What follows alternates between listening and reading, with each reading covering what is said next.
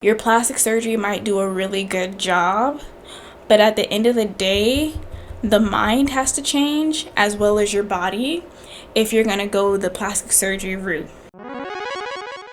Fight.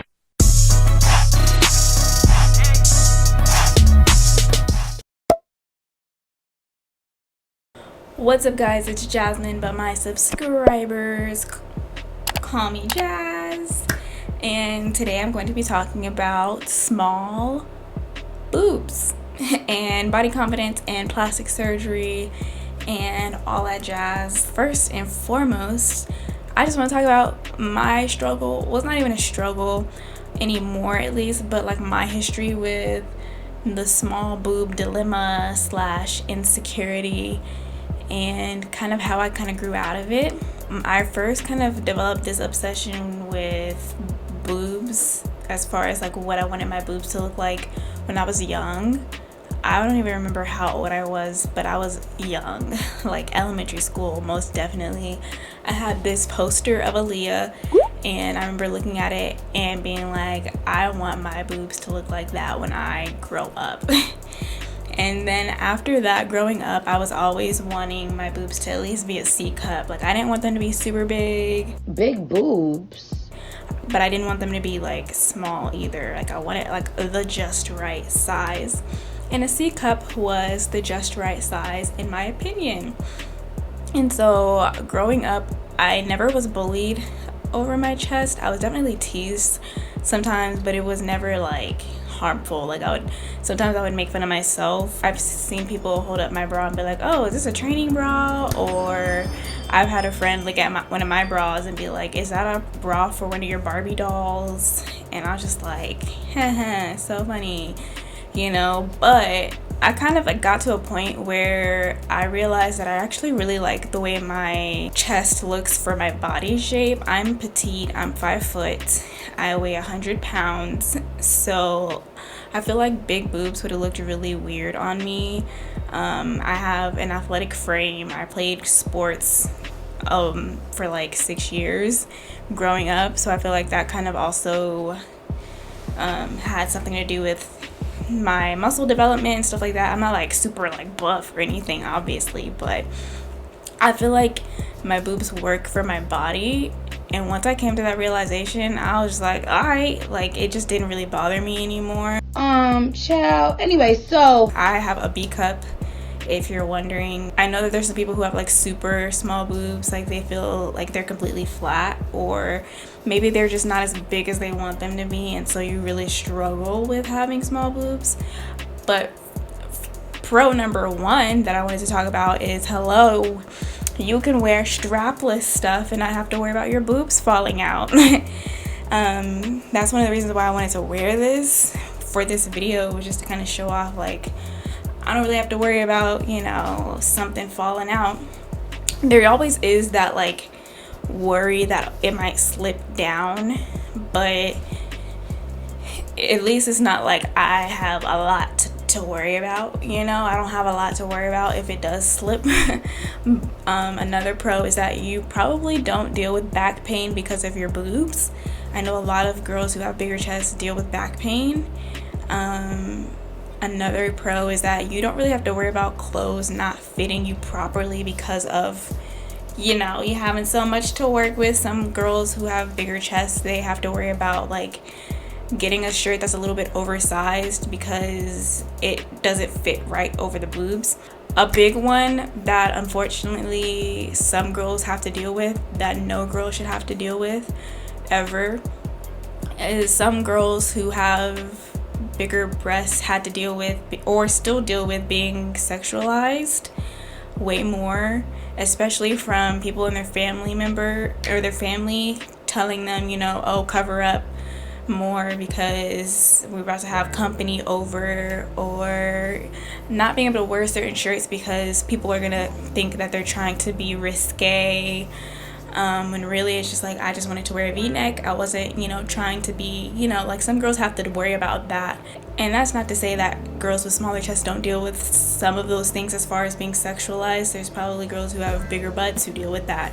So, but those are just some of the things that you really do have you know, a better end of the stick when it comes to your chest. So try to think about those more. I know it's not gonna erase years of insecurity, but I wanted to give anyone who might be struggling some good things to focus on. So jumping into kind of like the plastic surgery discussion. Plastic surgery has always been a thing, but I feel like it's more in your face these days, because it's like it's been the era of social media, YouTube, Instagram, Facebook, Twitter, you name it. People are getting paid to work with certain plastic surgeons.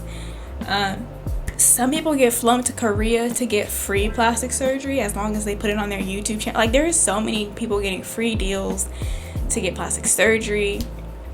And I'm not against plastic surgery. I'm not one of those people who are gonna like tell you don't get plastic surgery, love yourself and all that. Like, that is your business. But I do want to put a few things into perspective for you. And this is probably more so for Generation Z because I feel like the millennials, I'm millennial, by the way, if you didn't know. I know it's kind of hard to tell sometimes because I look so young, but I'm a millennial. So I kind of grew up, I had a childhood where social media didn't run my childhood, and then I kind of eased into social media in like my middle school, high school years. But I feel like Gen Z, it was like out the gate.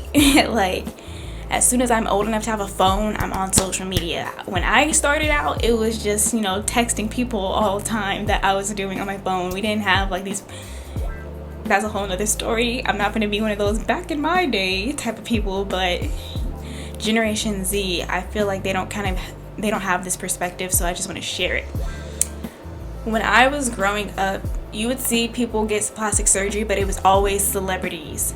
And that's not to say that normal people or everyday people didn't get plastic surgery, but it was the only type of exposure you really got to it was on the internet, when you look at like a Yahoo webpage, or if you saw a magazine and it was like, did so-and-so get a nose job? Like, that was kind of how you saw it, or on TV on like E! News or those type of publications. Basically, that's how you saw if somebody got a nose job, but like it wasn't in your face 24/7. So of course, like, you saw people get plastic surgery, and it was kind of like one of those things where it's like, oh yeah, of course they got plastic surgery, they're a celebrity, they have the money to do it. But now, in this era of social media, I feel like it is just a feeding ground for comparison. Here's why. A lot of influencers, I'm doing the air quotes because that's what they're called these days, but you see influencers who are everyday people, and when I say everyday people, I mean they're not celebrities. They're people like you and me who happen to just kind of come up by making YouTube videos. Other than that, they was working a 9-to-5, or they was living at their mom's house. Like, they're a normal person like you and me. And that's not to say celebrities aren't normal. That's just me saying, like, they didn't have some special talent about them that made them seem like super rich and famous. Got it? Got it. Okay. So now you see people who are everyday people doing this on YouTube, on social media. You see people taking you with them, vlogging their journey with their plastic surgery. Here's the consultation vlog. Here's the plastic surgery vlog. Here's my 1 month recovery. Here's my 1 year recovery. Like, you see all of that now. Whereas with celebrities, you just saw that they got work done, or it was a question of, did they get work done? It was never like, this is the process and this how it's done, XYZ. You didn't see all of it spelled out.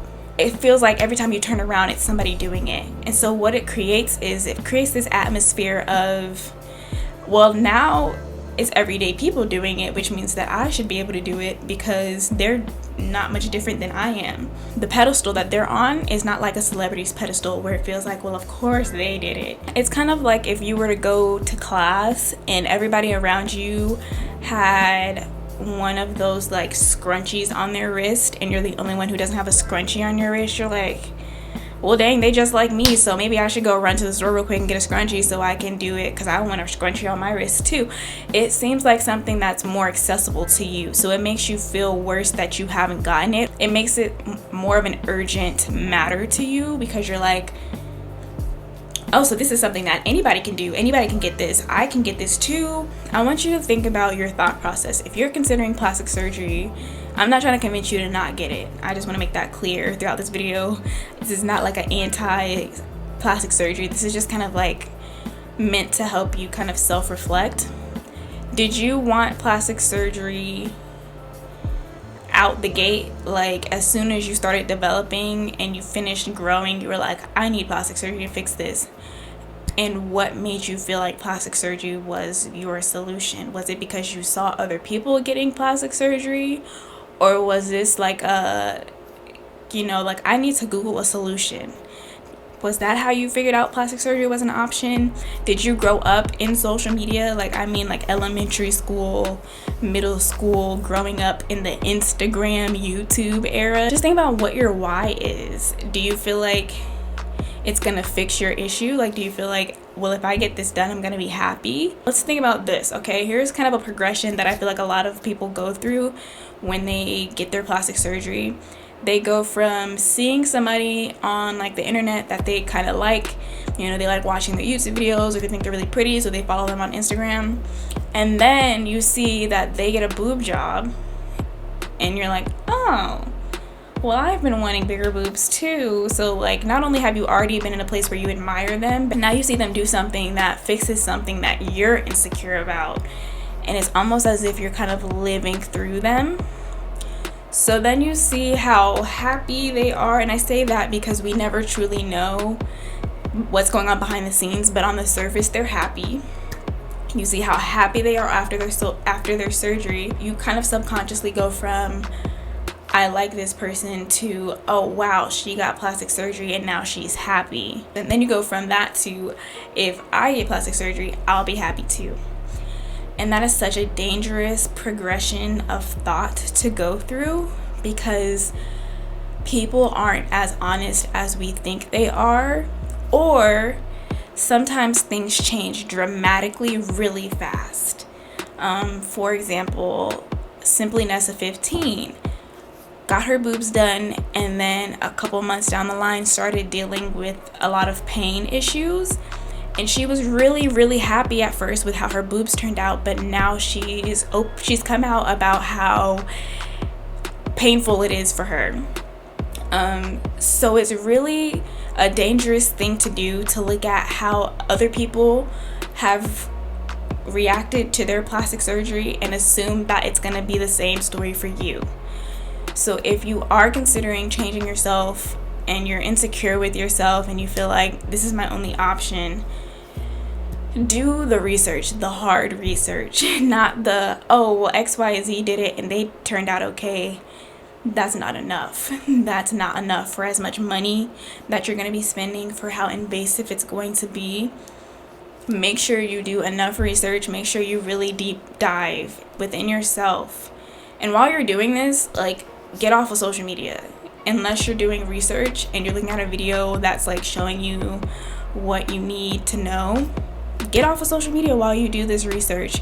That way, when you're thinking about why you want it, you're not picturing so-and-so as your motivator for why you want it. You're picturing you, what you want to look like for why you're doing it. And then another thing I want to talk about is how social media isn't 100% to blame. Even though it does contribute to how we compare ourselves, we are still accountable for comparing ourselves. It can't just be, oh, I'm this way because social media made me like this. Social media might have played a role in how you perceive yourself. I won't doubt that for a second, because it does.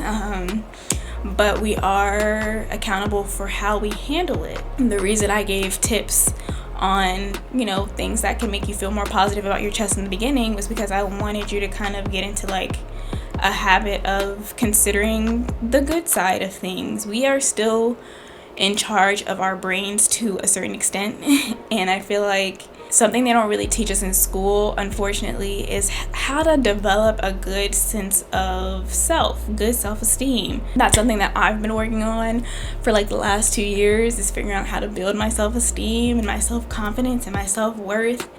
And yeah, it sounds like tough love, but really, when it comes to your insecurities, the only person who's going to be able to fix it is you. Your plastic surgery might do a really good job, but at the end of the day, the mind has to change as well as your body if you're going to go the plastic surgery route. What happens is, and this is only in like extreme cases, some people who get plastic surgery to fix one thing, they haven't changed their mind, like they haven't done anything to kind of cancel the negative self-talk, turn around the way they look at themselves, and try to take a more positive route. And so they become addicted to plastic surgery. It's like, what's the next thing I can do to myself? There has to be a mind change. There has to be the active positive self-talk, right? I am biased when it comes to plastic surgery, but I don't judge people who get plastic surgery because it's their body and they have every right to. And I'm not one who sits there and says, oh, you need to love yourself instead of getting plastic surgery. I think you should love yourself no matter what you do. But I don't want so many young girls to fall into just getting on a conveyor belt like a factory because everybody in front of them did it and feeling like, well, let me jump on the conveyor belt so I can get it done too.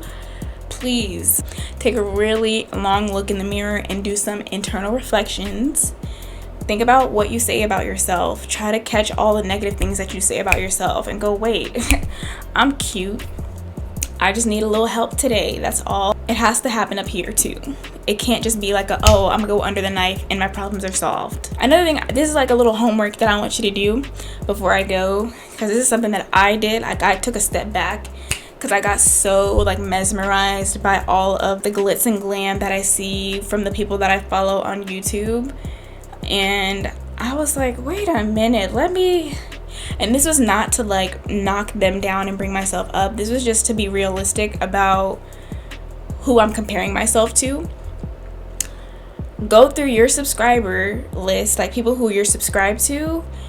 Find the people you watch the most, and I want you to count how many of them have gotten some sort of cosmetic procedure or plastic surgery done. And that could be like microbrow, lip filler, plastic surgery. See how many people that you watch who have done that, and then think, is it fair for me to compare myself to these people? Is it fair for me to be comparing myself to these people? For starters, even if they don't have plastic surgery or cosmetic things done, it's not a fair comparison because you are you and they are them. But when you take it that step higher and they've actually been able to do the things that they want to do with their bodies to make themselves happy, and then you're comparing yourself to people who are able to do things that you're not able to afford right now or that you haven't done to yourself, it's not a fair comparison. So if you are still in the comparison trap, consider that. I think another question you need to ask yourself is, what is happiness? I feel like there's this narrative on the internet that's like, well, if you get plastic surgery it's because you didn't love yourself. But the only flaw I see in that is that a lot of people change things about themselves because they love themselves. For example, some people, they love themselves, so they decide that they want to start exercising and eating healthy. So if you use that same basis as if you love yourself, you wouldn't change anything about yourself, it's not really applicable to everything. Plastic surgery, you could argue, well, they're changing something that doesn't matter. If they feel like it's going to improve their quality of life mentally, then technically they're changing something about themselves for the better. At least in their mind they are. And so like for me, it's like, that's your business. And I don't down anybody who gets it, and I don't feel like anybody who has gotten it is less than or like they don't love themselves. But there has to be more deep conversations about this on the internet. There just needs to be deeper conversations about this on the internet. But I really do feel like we need to do a better job of being introspective. And I think there needs to be more of an emphasis, if you do decide that you want to get plastic surgery, There needs to be more of an emphasis on the mind and body transformation, because I really don't want to see a bunch of young girls fall into fall into plastic surgery addictions because they changed the outward but they didn't work on the inward. So that's my 2 cents. That's what I kind of wanted to talk about today regarding plastic surgery. Once again, this is not like a anti-plastic surgery video, but this is definitely a critical thinking video where I wanted to point some things out and really make you dig deep. So yeah, thank you for watching, guys. If you want me to do more videos like this where it's kind of podcast style, then let me know in the comments. Also, feel free to comment anything else you would like to hear me talk about. Please be respectful in the comments. Do not attack one another. If you guys have different opinions, please be respectful to one another. Don't forget to like, comment, subscribe. Like and subscribe, really though. Share this video with somebody who might need it. Thank you very much. Bye, guys.